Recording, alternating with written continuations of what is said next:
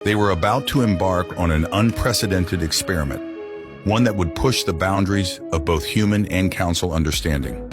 But as he watched Volkov and his team depart, their strides confident and their heads held high, the commander knew one thing with absolute certainty. The age of human ascendancy had begun, and the universe would never be the same. As the shock wore off, Commander Xyloth rallied his team, and they set to work revising the training facility plans with a newfound sense of urgency and grim determination. If the humans thought a stroll through a mildly inconvenient Class 6 world constituted adequate preparation, it was their solemn duty to disabuse them of that naive notion.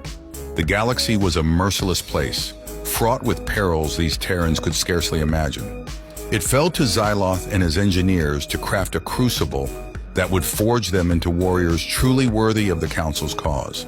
They started with the gravity, cranking it up to a punishing 2.5 galactic standard. The engineering team had initially balked at the idea, arguing that such an extreme level of gravitational stress could cause severe injury or even death to the trainees. But Xyloth had been adamant. If the humans were to face the challenges of high-gravity worlds, they needed to experience the full crushing weight of those environments firsthand. To simulate the effect, the team designed a series of massive centrifuges that would spin at varying speeds, creating a range of gravitational conditions throughout the facility.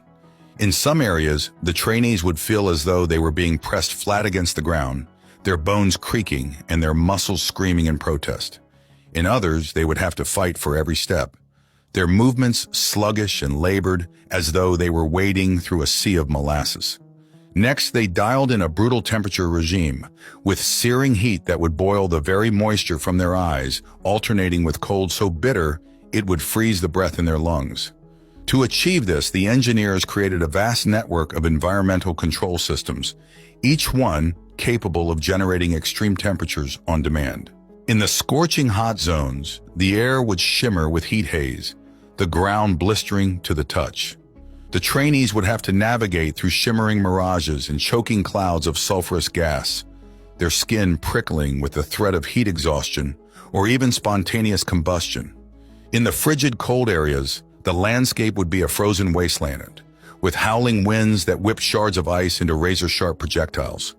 The humans would have to fight against the numbing cold, their extremities turning blue and their breath freezing in their lungs with every desperate gasp. But Xyloth knew that extreme temperatures and crushing gravity alone would not be enough to truly test the humans' mettle.